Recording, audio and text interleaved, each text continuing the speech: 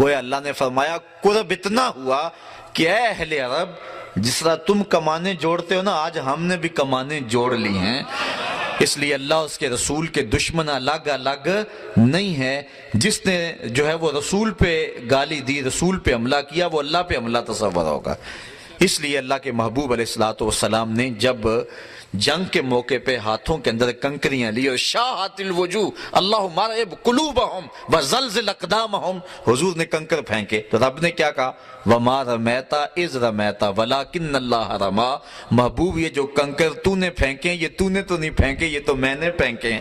اس لیے کہ کمانے اگرچہ دو ہیں لیکن نکلنے والا تیر اب ایک ہی ہوگا۔ یہاں بڑی خوبصورت بات تمہارے بزرگ فرمایا کرتے تھے کہ اللہ اور اس کے رسول کی ذات ایک نہیں۔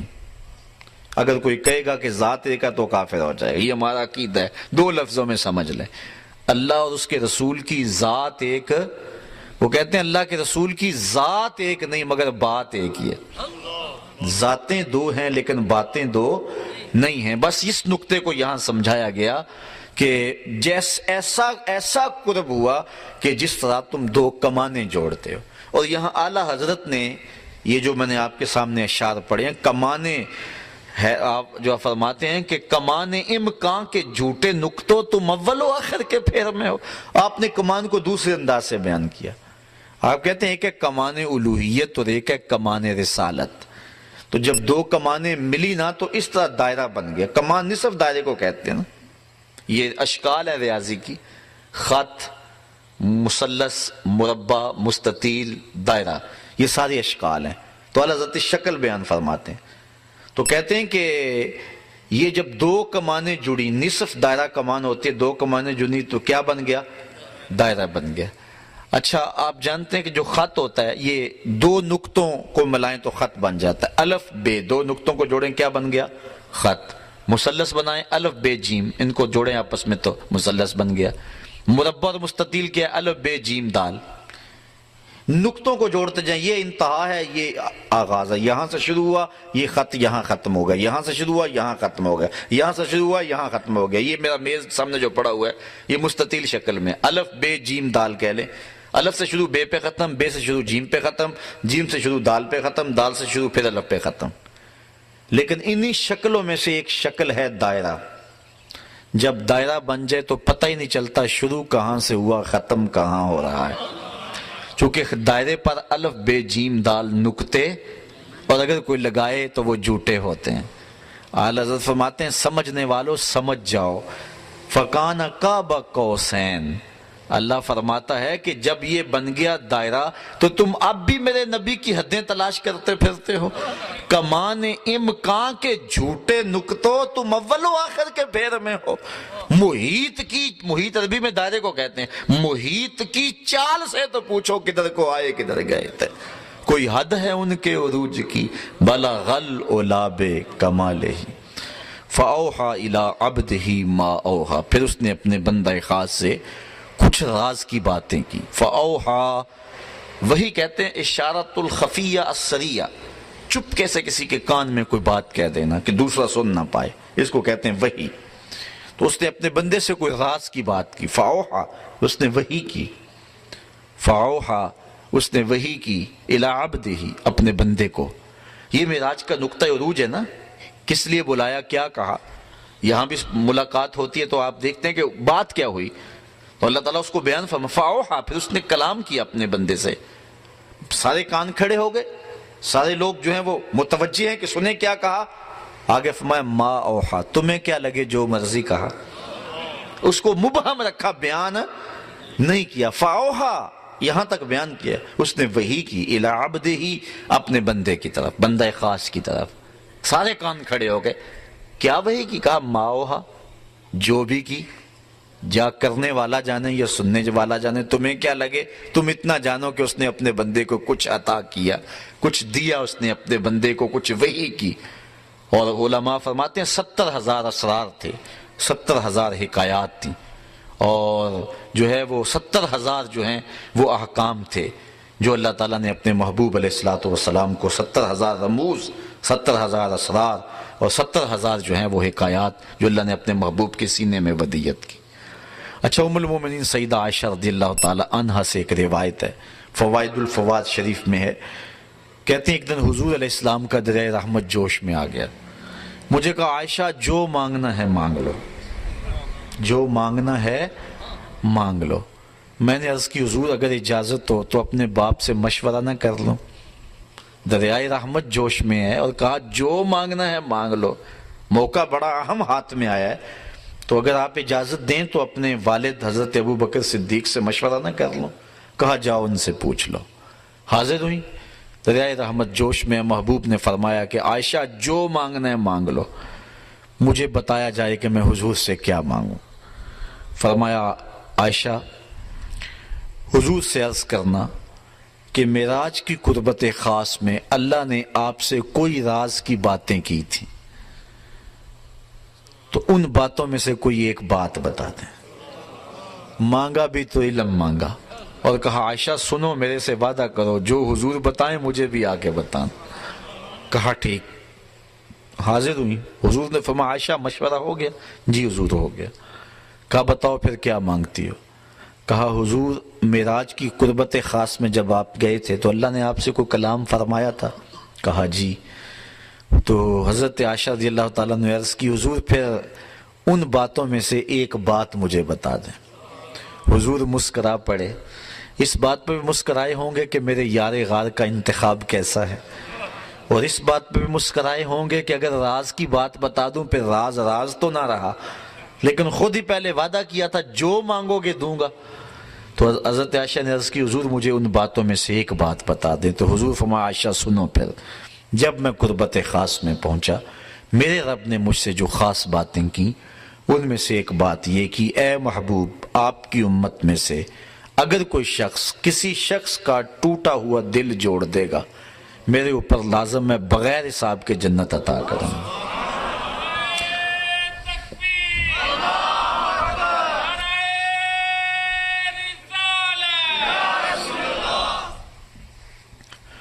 اللہ تعالیٰ پر ویسے کوئی شے لازم نہیں ہے، کوئی شے اللہ پہ فرض نہیں ہے۔ یہ ہمارے قائد کی کتاب میں لکھا ہے، شرح قائد میں، شرح مقاصد میں، خیالی سب کتابوں میں لکھا ہے کہ اللہ پر کوئی شے لازم نہیں ہے، کوئی فرض نہیں اللہ پر، لیکن از خود اپنے اوپر کوئی شے لازم کر لے تو یہ اس کا کرم ہے۔ تو کہا یہ بات میں اپنے اوپر فرض کر لی ہے، لازم کر لی ہے کہ جو شخص کسی شخص کا ٹوٹا ہوا دل جوڑ دے بغیر حساب کے اسے جنت عطا کروں گا۔ ام المومنین بہت خوش ہوئیں کہ بسا اوقات کسی شکستہ دل کی بات سن لیتے ہیں، کسی کا دکھڑا ہی بیٹھ کے سن لینا کبھی تو اس کو تسکین ہو جاتی ہے، کسی کی مدد کر دیتے ہیں، کسی کے کام آ جاتے ہیں، کسی کو مصیبت سے نکال دیتے ہیں، یہ تو بخشش کا بہانہ مل گیا۔ اپنے والد گرامی کے پاس حاضر ہوئیں، کہا ہاں عائشہ حضور سے پوچھا؟ جی پوچھا۔ کیا بتایا حضور نے؟ تو کہا کہ حضور نے یہ بات کہی ہے۔ ام المومنین بہت خوش تھی، لیکن سیدنا صدیق اکبر نے جب سنا تو زاروں کے تار رونا شروع کر دیا۔ ابا جی یہ بات رونے والی تو نہیں، بسا اوقات دکھیوں کے ہم کام آ جاتے ہیں، پریشان حالوں کی دل کی جو ہے وہ شکستگی دور کر دیتے ہیں، یہ تو بخشش کا بہانہ ہاتھ آ گیا۔ کہا عائشہ اسے معکوس بھی پڑھو، تصویر کا دوسرا رخ بھی دیکھو، اگر کوئی کسی کا ٹوٹا ہوا دل جوڑ دے بغیر حساب کے جنت میں جائے گا، اور اگر کوئی کسی کا دل توڑ بیٹھے تو پھر تو سیدھا جہنم میں جائے گا۔ اس لیے میں ڈرتا ہوں کہ ہم سے کسی کا دل نہ ٹوٹ گیا۔ آج کے معراج النبی کے موضوع پہ ہونے والے اس اجتماع سے یہ درس لے کر گھروں میں پلٹنا، ہو سکے تو کسی کا دل جوڑ دینا، لیکن کسی کے دل کی شکستگی کا سامان نہ بننا۔ میرے اور آپ کے آقا و مولا نے تو یہاں تک احتیاط فرمایا اپنے گوشت کی خوشبو سے ہمسائے کو تکلیف نہ دو، یا تو تھوڑا سا پانی زیادہ ڈال لو اور شوربے کی پیالی غریب ہمسائے کے گھر بھی بھیج دو، اور اگر یہ نہیں کر سکتے تو ایسے زاویے اور ایسے وقت میں کھانا پکاؤ جب ہمسائے کے بچے سو چکے ہوں۔ چونکہ بچے اٹھ کے ضد کر بیٹھے اور ماں باپ سے انہوں نے مطالبہ کر لیا، غریب ماں باپ استطاعت نہیں رکھتے، تو بتاؤ ان بچوں کے دکھ کا علاج کس کے پاس ہوگا؟ وہ کیا کسی نے کہا نا، دوپہر کو سلا دیتی ہے بچوں کو وہ اس ڈر سے گلی میں پھر کھلونے بیچنے والا نہ آ جائے۔ لیکن ہم نے ان لوگوں کے درد کو کبھی سمجھا؟ عید کے دن بھی بیوہ کا یتیم بچہ آلو چھولے بیچنے پہ مجبور ہوتا ہے، کبھی بسوں کے اوپر چھوٹے چھوٹے بچے پانی بیچتے اور کنڈکٹروں کے دھکے کھاتے ہوئے دیکھیں. یہ بچوں کے سکول جانے کا زمانہ ہے، لیکن ہمارا معاشرہ بے درد ہو چکا ہے. تو ہمیں کسی کا دل نہ توڑنا، کسی کے دل کی شکستگی کا سامان نہ بنا. جوڑ سکتے ہو تو کسی کا دل جوڑ دینا، کسی کی شکستگی کو دور کر سکتے ہو تو یہ ایک بہت بڑی نیکی ہے، اور یہ بندے کو کہاں کی کہاں پہنچا دیتی ہے. میرے اور آپ کے آقا و مولا کی مجلس لگی ہوئی تھی. ایک شخص ایک کونے سے اٹھا، عرض کی حضور میرا بچہ گم ہے اور مل نہیں رہا، دعا کریں مل جائے. قبل اس سے کہ حضور دعا کے لیے ہاتھ اٹھاتے، مجلس کے دوسرے کونے میں ایک شخص بیٹھا تھا. عرض کی حضور میں ابھی فلاں باغ کے قریب سے گزر کے آیا ہوں، میں نے بچوں کے ساتھ اس کے بیٹے کو کھیلتے ہوئے دیکھا ہے. باپ نے سنا تو دوڑ لگا دی. آقا فرمائے سے بلاؤ. بلایا گیا. بہت جلدی ہے میاں. جی حضور آپ جانتے ہیں باپ کے جذبات کیا ہوتے ہیں. بچے کی ماں لگ تڑپ رہی ہے، ممتا کی ماری ہوئی ماں کو بھی قرار دینا چاہتا ہوں، اور بچے کو دیکھ کے خود بھی آنکھوں کی تسکین کا سامان کرنا چاہتا ہوں. فرمایا ضرور جاؤ، تمہیں روکتا نہیں، لیکن ایک بات میری یاد رکھنا، جب باغ کے کنارے جاؤ بچوں کو کھیلتا ہوا دیکھو، اپنے بچے کو بھی پالو تو بچے کو بیٹا کہہ کے آواز نہ دینا، نام لے کے پکارنا. عرض کی بیٹا کہہ کے پکاروں تو حرج بھی کیا ہے، آخر میرا بیٹا ہی تو ہے. فرمایا تم بچھڑے ہوئے ہو اور تمہارے لہجے میں بلا کا پیار ہوگا، اور تم نہیں جانتے کہ ان کھیلنے والے بچوں میں ہو سکتا ہے کوئی یتیم بچہ بھی کھیل رہا ہو.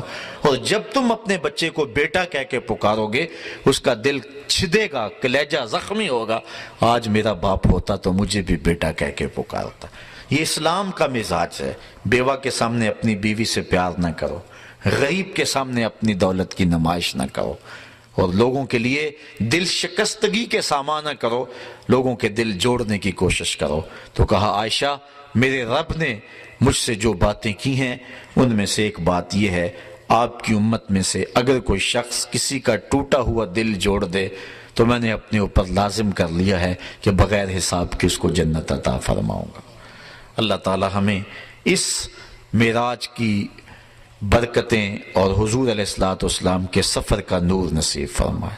معراج کا ایک اور تحفہ جو خاص طور پہ حضور علیہ السلام لے کر کے آئے، چونکہ یہاں سبحان اللہ زیاسرا بے عبد ہی ہے نا، یہاں عبدیت کا لفظ استعمال کیا گیا ہے. ملا جیون جو کہ اورنگزیب عالمگیر کے بھی استاد ہیں، انہوں نے تفسیرات احمدیہ میں لکھا ہے کہ یہاں عبد ہی کا جو لفظ استعمال کیا ہے، یہ لفظ جو ہے وہ کیوں استعمال کیا گیا ہے، تو آپ نے اس کی کئی وجوہات بیان فرمائی. تو ایک وجہ یہ بھی بیان فرمائی کہ یہ حضور علیہ السلام کا خود پسند فرمودہ لفظ ہے. وہ کس طرح کہ جب معراج کی خلوت خاص میں پہنچے تو جس طرح حضرت عائشہ سے حضور نے پوچھا نا کہ عائشہ جو مانگتی ہے میں دوں، تو اللہ تعالیٰ نے کہا بما اشرفک یا احمد، اے پیارے محبوب میرے پاس آیا، بتا تجھے کس چیز سے نوازوں، تجھے کس چیز سے نوازوں. تو حضرت نبی رحمت صلی اللہ علیہ وسلم نے جو مانگا اس سے کسی شخص کے سوال سے نا اس کی ذہنیت کا پتہ چلتا ہے. کوئی آپ کو پوچھے کہ کوئی سوال کرے کہ جب میں اس سوال سے آپ اندازہ کر سکتے ہیں نا کہ یہ شخص کیا چاہ رہا ہے. دولت مانگے گا تو آپ سمجھیں گے دنیا کا بھوک ہے، کوئی عہدہ مانگے گا سمجھیں گے شہرت کا بھوک ہے. تو انسان کے سوال سے اس کے ذہن کا پتہ چلتا ہے. اس لیے وہ کیا کسی شاعر نے کہا تھا، میرے سوال کی عظمت تو دیکھ ہے ساقی، میرے سوال کی عظمت تو دیکھ ہے ساقی، جام نہ دے حسن طلب کی داد تو دے. یعنی سوال سے پتہ چل جاتا ہے کہ یہ شخص کہاں کھڑا ہے. تو حضور علیہ السلام کے سوال سے آپ اندازہ لگائیں کہ حضور کی عظمت کیا ہے. اللہ اکبر.